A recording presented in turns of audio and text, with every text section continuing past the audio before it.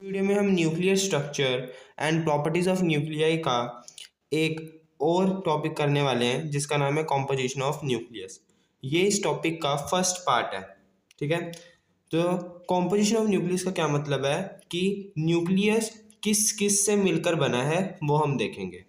तो देखिए, न्यूक्लियस के कॉम्पोजिशन के लिए मतलब कि न्यूक्लियस किस किस से मिलकर बना है, इसके लिए काफ़ी सारी थ्योरीज या हम कह सकते हैं हाइपोथेसिस दी गई। ठीक है, बट जो हमारे सिलेबस में है वो दो हाइपोथेसिस हैं। पहली है प्रोटॉन इलेक्ट्रॉन हाइपोथेसिस और सेकंड है प्रोटॉन न्यूट्रॉन हाइपोथेसिस। ठीक है, तो यही लिखा है several hypothesis were put forward in order to explain the composition of the nuclei but prominent among these are following two. But जो प्रोमिनेंट थी, जो मेन थी, वो कौन सी थी? दो थी। पहली कौन सी थी? प्रोटॉन इलेक्ट्रॉन हाइपोथेसिस और दूसरी थी प्रोटॉन न्यूट्रॉन हाइपोथेसिस। इस वीडियो में हम प्रोटॉन इलेक्ट्रॉन हाइपोथेसिस को कवर करेंगे। हम सबसे पहले ये देखेंगे कि प्रोटॉन इलेक्ट्रॉन हाइपोथेसिस हमें क्या कहती है। ठीक है, उसके बाद हम ये देखेंगे इसके फेलियर क्या थे, मतलब कि इसकी लिमिटेशंस क्या थी, इसको रिजेक्ट क्यों कर दिया गया। ठीक है, तो स्टार्ट करते हैं। Proton electron hypothesis. Before 1930, the nucleus was considered to be made up of protons and electrons. 1930 से पहले ये माना जाता था कि जो न्यूक्लियस है वो प्रोटॉन और इलेक्ट्रॉन से मिलकर बना हुआ है। मतलब कि न्यूक्लियस के अंदर क्या है? प्रोटॉन और इलेक्ट्रॉन्स है। ठीक है, वैसे तो आपको पता है कि न्यूक्लियस के अंदर प्रोटॉन्स और न्यूट्रॉन्स होते हैं। ठीक है, जो कि आपकी प्रोटॉन न्यूट्रॉन हाइपोथेसिस के अकॉर्डिंग है। बट 1930 से पहले इस थ्योरी के अकॉर्डिंग ये माना जाता था कि न्यूक्लियस के अंदर प्रोटॉन्स और इलेक्ट्रॉन्स होते हैं। ठीक है, इसके दो रीज़न थे। पहला रीज़न तो ये था कि ऐसे बहुत सारे न्यूक्लियाई हैं जो क्या है, रेडियो एक्टिव हैं और वो अपने आप ही डिके होते रहते हैं। ठीक है, और जब वो अपने आप डिके होते हैं ना, तो उनमें से बीटा पार्टिकल्स निकलते हैं या आप कह लो बीटा रेज निकलती हैं। बीटा रेज क्या होती हैं? फास्ट मूविंग इलेक्ट्रॉन्स को ही बीटा रेज कहते हैं।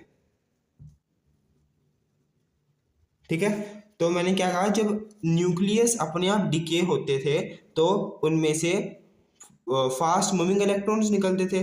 तो इसका मतलब क्या हुआ कि न्यूक्लियस के अंदर इलेक्ट्रॉन होंगे तभी तो वो इलेक्ट्रॉन बाहर निकल रहे हैं। तो ये रीजन था। तो क्या लिखा है? This consideration was based on, ये कंसीडरेशन कौन सी? कि न्यूक्लियस के अंदर क्या है, प्रोटॉन और इलेक्ट्रॉन है। Is based on the fact that radio active nuclei emit electrons in beta decay. ठीक है, कि जो रेडियो एक्टिव न्यूक्लियाई हैं जो अपने आप ही डिके होते रहते हैं, ठीक है, वो क्या करते हैं? इलेक्ट्रॉन्स को एमिट करते हैं, किसमें? बीटा डिके में। This confirms the presence of electron inside the nucleus. इस चीज ने इलेक्ट्रॉन्स की प्रेजेंस को कंफर्म किया, किसके अंदर? न्यूक्लियस के अंदर। सेकंड देखिए, सेकंड क्या रीजन था? Moreover, in this model, it was assumed that nucleus contained A protons and A minus Z electrons. ठीक है, इस थ्योरी के अकॉर्डिंग ये भी माना जाता था कि जो न्यूक्लियस होता है ना, कोई एटम है, जैसे मान लेते हैं ये एटम है, ठीक है, इसके बीच में जो न्यूक्लियस है, तो न्यूक्लियस के अंदर ये माना जाता था कि इसके अंदर A प्रोटॉन्स हैं और A माइनस Z इलेक्ट्रॉन्स हैं। ठीक है, आपको पता है Z क्या होता है? आपका एटॉमिक नंबर होता है। तो ये माना गया कि जो न्यूक्लियस होता है ना, न्यूक्लियस, उसके अंदर ए प्रोटॉन्स होते हैं और जो इलेक्ट्रॉन की संख्या होती है या मतलब कि इलेक्ट्रॉन्स का जो नंबर होता है वो क्या होता है? ए माइनस जेड इलेक्ट्रॉन्स होता है। ठीक है, और साथ के साथ जो ये न्यूक्लियस है ये जेड इलेक्ट्रॉन से भी सराउंडेड है। मतलब कि न्यूक्लियस के बाहर जो जेड इलेक्ट्रॉन्स हैं, ये जेड इलेक्ट्रॉन्स वो गोल गोल घूम रहे हैं। तो इसका मतलब क्या हुआ कि न्यूक्लियस के अंदर भी इलेक्ट्रॉन है और न्यूक्लियस के बाहर भी इलेक्ट्रॉन है। तो न्यूक्लियस के अंदर कितने इलेक्ट्रॉन है? ए माइनस जेड, और न्यूक्लियस के बाहर कौन से कितने इलेक्ट्रॉन है? Z electron. ठीक है, तो अब देखिए न्यूक्लियस के अंदर कितने इलेक्ट्रॉन है? सॉरी, हाँ, कितने इलेक्ट्रॉन है? ए माइनस जेड इलेक्ट्रॉन प्लस ए प्रोटॉन्स। आपको पता है प्रोटॉन के ऊपर कितना चार्ज होता है? एक प्रोटॉन के ऊपर कितना चार्ज होता है? उतना ही चार्ज होता है जितना इलेक्ट्रॉन के ऊपर होता है ना। उसको हम किससे दिखा देते हैं? ई से। ठीक है, ये प्रोटॉन के ऊपर चार्ज है। आपको पता है इसकी वैल्यू क्या होती है? 1.6 इंटू 10⁻⁻⁹। तो अगर न्यूक्लियस के अंदर, मैं यहाँ लिख रहा हूँ, टोटल चार्ज ऑन न्यूक्लियस अगर मैं निकालूं तो कितना आएगा बताइए। ए प्रोटॉन्स है, ठीक है, ए को मल्टीप्लाई कर दूंगा मैं ई से, ठीक है, तो ये प्रोटॉन के ऊपर चार्ज आ गया।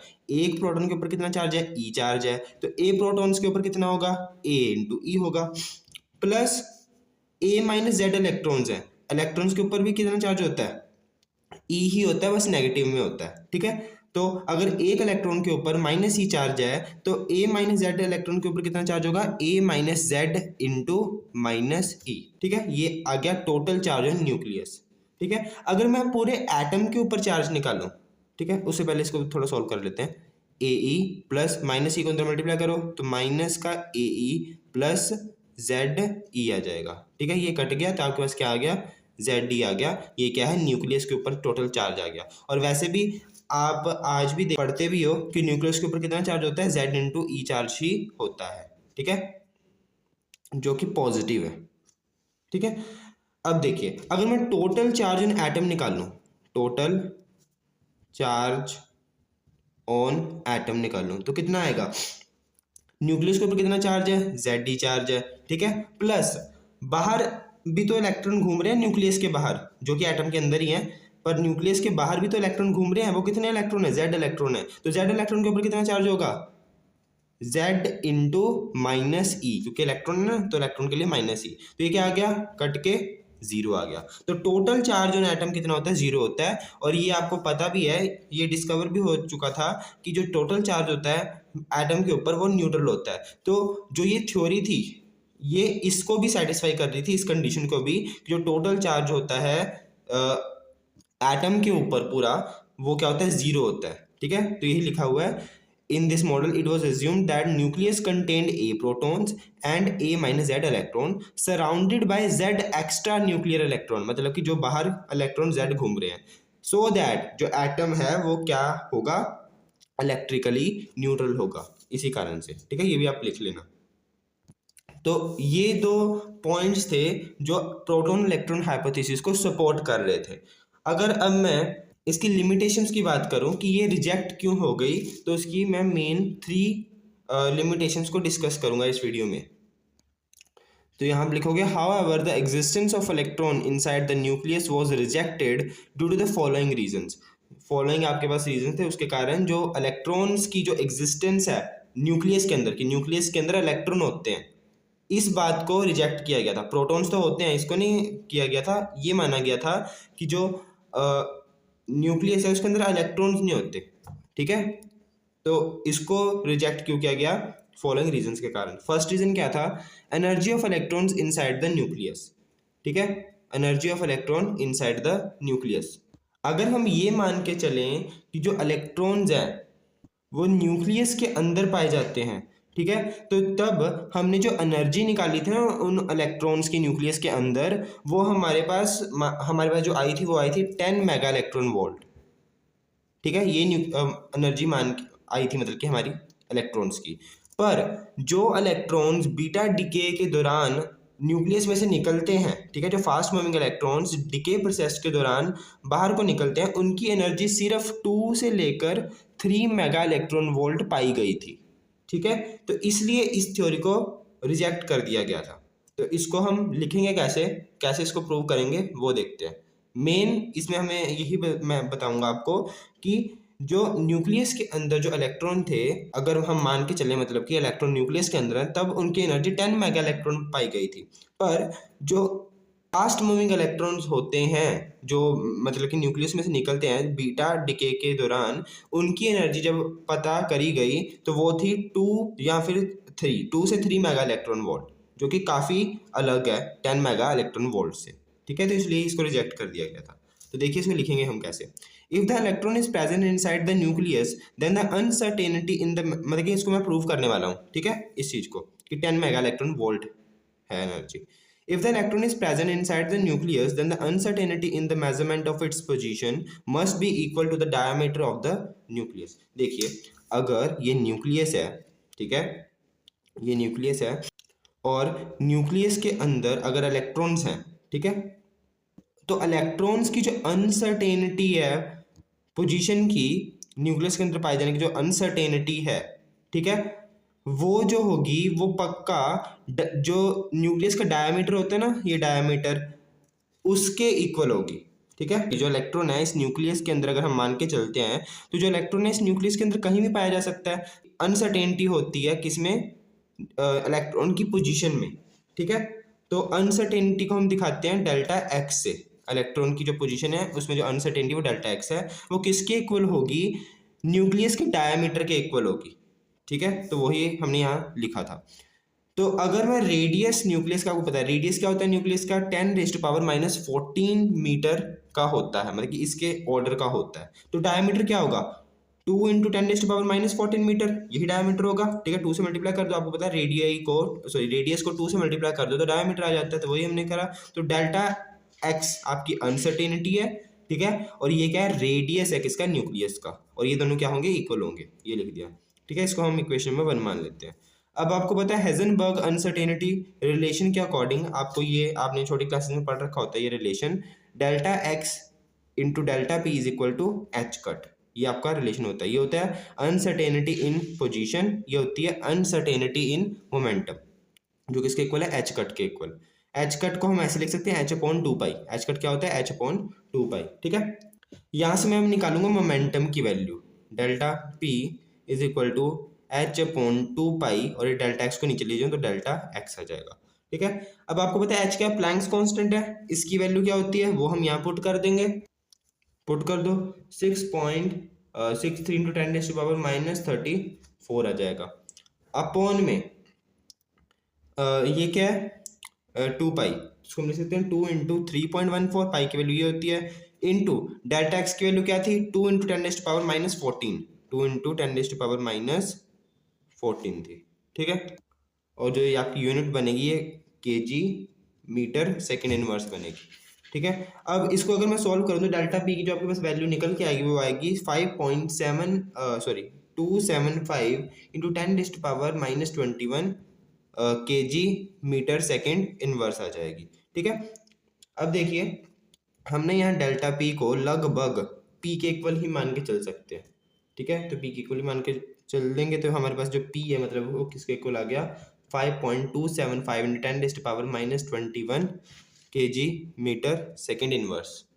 हमें निकालनी क्या, एनर्जी निकालनी है। जो एनर्जी का आपके पास फॉर्मूला होता है ना, एनर्जी इलेक्ट्रॉन की एनर्जी निकालनी है। एनर्जी ऑफ इलेक्ट्रॉन का जो फॉर्मूला होता है, एनर्जी ऑफ इलेक्ट्रॉन का वो क्या होता है, E is equal to √p² plus m0c²c4 होता है। ठीक है, यहाँ अब क्या करो, जो आपका जो ये है m0c², इसको कहते हैं rest mass energy of electron.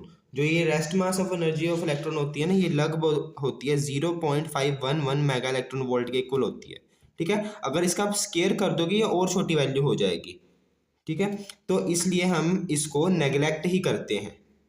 ठीक है, तो इसको हम क्या कर देंगे, नेग्लेक्ट कर देंगे, तो आपके पास क्या बचेगा, सिर्फ E is equal to P into C, क्योंकि अंडर रूट भी है ना तो ये स्केयर से स्केयर कट जाएगा। तो E की वैल्यू क्या आ गई, is equal to P into C आ गई।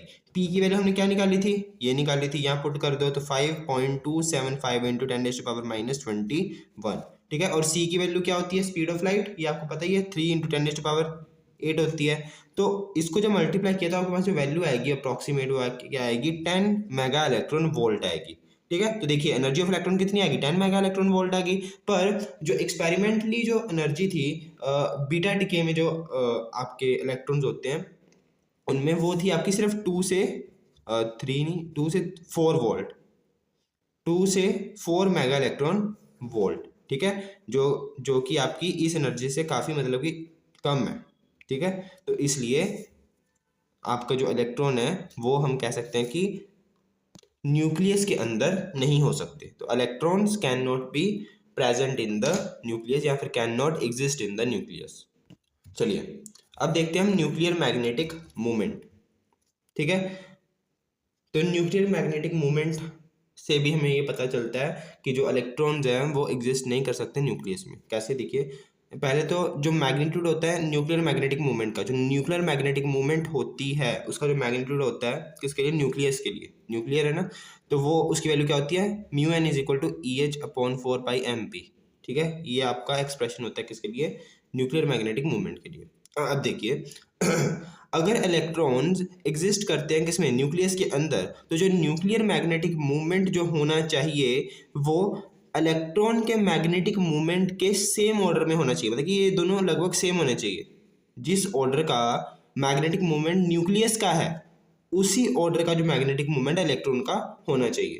पर एक्सपेरिमेंटली ये फाउंड किया गया कि जो मैग्नेटिक मूवमेंट है न्यूक्लियस का वो बहुत ज़्यादा स्मॉल होता है किससे, इलेक्ट्रॉन के मैग्नेटिक मूवमेंट से। तो कैसे, ये देखिए, ये क्वेश्चन नंबर 1 है, इसको मैं लिख लेता हूँ, मतलब कि ये आपका न्यूक्लियर मैग्नेटिक मूवमेंट है। अगर मैं इलेक्ट्रॉन का मैग्नेटिक मूवमेंट निकालूँ तो वो क्या आएगा, ई एच अपॉन 4 पाई एम ई। ठीक है, इसको इक्वेशन नंबर 2 मान लो। इन दोनों को डिवाइड करता हूँ, डिवाइडिंग 1 एंड 2, क्या आ जाएगा, mu n upon mu e is equal to e h upon 4 pi m p upon में e h upon 4 pi m e. E h से ई एच काट दो, 4 पाई से 4 पाई काट दो, आपके पास क्या आ जाएगा, ये आएगा m e upon m p, ये ऊपर चला गया ना रेसिप्रोकल होके, तो ये आ गया। ठीक है, अब देखिए, ये है मास ऑफ इलेक्ट्रॉन, ये है मास ऑफ प्रोटॉन। आपको पता है जो मास ऑफ प्रोटॉन होता है वो किसके इक्वल होता है, 1836 इंटू मास ऑफ इलेक्ट्रॉन के इक्वल होता है। ठीक है, तो एम पी की जगह मैं क्या लिख सकता हूँ, mu n upon mu is equal to m e upon, यहाँ में क्या लिख सकता हूँ, 1836 एम ई लिख सकता हूँ। एम ई से एम ई कट गया। ठीक है, तो आपके पास क्या आ गया, mu n upon mu is equal to 1/1836 आ गया। ठीक है, इसको उधर ले जाओ तो ये आ जाएगा 1836 mu N is equal to mu E. तो म्यू ई किसके इक्वल आ गया, 1836 म्यू एन। तो यहाँ से आप क्या देख पा रहे हो कि जो मैग्नेटिक मूवमेंट इलेक्ट्रॉन की वो न्यूक्लियस के कितने टाइम है, 1836। तो इसका मतलब क्या हो गया, जो मैग्नेटिक मूवमेंट न्यूक्लियस की वो इससे कितनी छोटी है, 1836 टाइम्स छोटी है। ठीक है, पर अगर इलेक्ट्रॉन न्यूक्लियस के अंदर ही पाया जाता है तो उसकी जो मैग्नेटिक मूवमेंट है वो न्यूक्लियस के मैग्नेटिक मूवमेंट के सेम ऑर्डर की होनी चाहिए थी, पर ऐसा नहीं है। ठीक है, तो इसलिए अभी ये थ्योरी रिजेक्ट हो गई, मतलब कि इलेक्ट्रॉन न्यूक्लियस के अंदर नहीं पाया जा सकता। न्यूक्लियर स्पिन, अब देखिए न्यूक्लियर स्पिन में भी काफ़ी डिफिकल्टीज थी जब हमने इस थ्योरी को ऑब्जर्व किया। हम यहाँ नाइट्रोजन का एग्जाम्पल लेके देख सकते हैं। ठीक है, consider the example of nitrogen. आपको पता है नाइट्रोजन में कितने, मतलब कि उसका जो एटॉमिक नंबर होता है वो कितना होता है, 7 होता है, और उसका जो मास होता है वो 14 होता है। ये होता है ना नाइट्रोजन का। अगर हम प्रोटॉन इलेक्ट्रॉन हाइपोथेसिस लगाएं तो जो नाइट्रोजन का जो न्यूक्लियस है, ये न्यूक्लियस मान लेते हैं, ठीक है, न्यूक्लियस, इसके अंदर कितने इलेक्ट्रॉन्स हुए, फिर इलेक्ट्रॉन्स अगर देखें तो कितने हुए, आपको पता है कितने होते हैं, ए माइनस जेड। ए क्या होता है, एटॉमिक मास, जेड क्या होता है, एटॉमिक नंबर, तो आ जाएगा 14 माइनस 7। ठीक है, मतलब कि 7 इलेक्ट्रॉन्स होंगे। ठीक है, प्लस और इसके अंदर कितने वो होंगे, प्रोटॉन्स, वो होते हैं ए प्रोटॉन्स, मतलब 14 प्रोटॉन्स होंगे, 14 प्रोटॉन्स। ठीक है, इसी तरह इसके बाहर भी कुछ इलेक्ट्रॉन्स होंगे, वो इलेक्ट्रॉन्स कितने होंगे, आपको पता है जेड इलेक्ट्रॉन्स होते हैं, मतलब कि 7 इलेक्ट्रॉन्स होंगे, मतलब कि जो बाहर घूम रहे हैं। अब देखिए एक इलेक्ट्रॉन की जो स्पिन होती है, एक इलेक्ट्रॉन की जो स्पिन होती है वो कितनी होती है, हाफ होती है। ठीक है, इसी तरह जो एक प्रोटॉन है उसकी जो स्पिन होती है वो भी हाफ होती है। ठीक है, यहाँ कितने इलेक्ट्रॉन्स हैं, 7 इलेक्ट्रॉन्स है, तो इसका मतलब यहाँ टोटल स्पिन कितनी होगी, 7/2 होगी। ठीक है, प्लस न्यूक्लियस के अंदर कितने प्रोटॉन है, 14 प्रोटॉन है, तो जो आपकी जो स्पिन होगी वो कितनी होगी, यहाँ 14/2 होगी टोटल प्रोटॉन के लिए। तो ये क्या आ गया, 7/2 प्लस 7 आ गया। ठीक है, इसको सॉल्व करो, क्या आएगा, 7 प्लस 14/2, ये आ जाएगा 21/2। ठीक है, तो मतलब कि जो नाइट्रोजन की स्पिन है नाइट्रोजन की जो स्पिन है, न्यूक्लियर स्पिन, वो कितनी आई, 21/2 आई। पर एक्सपेरिमेंटली फाउंड किया गया जो नाइट्रोजन है उसकी जो स्पिन होती है, न्यूक्लियर स्पिन होती है, वो क्या होती है, इंटीग्रल होती है। इंटीग्रल मतलब फ्रैक्शन में नहीं होती, इंटीजर के मल्टीपल में होती है, ठीक है। बट यहाँ जो आपकी फ्रैक्शन आ रही है ना, इंटीजर के मल्टीपल में नहीं है, इंटीग्रल नहीं है, तो इसलिए भी मतलब ये न्यूक्लियर स्पिन को एक्सप्लेन नहीं कर पाया, ठीक है। तो यहाँ आप क्या लिखोगे, but experimentally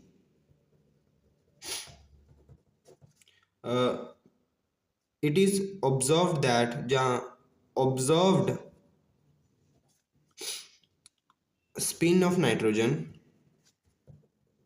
was found to be integral, ठीक है, इंटीग्रल आनी चाहिए, पर ये तो क्या आ रही है, फ्रैक्शनल आ रही है, मतलब कि आप कह लो हाफ इंटीग्रल आ रही है, क्या आ रही है, हाफ इंटीग्रल आ रही है।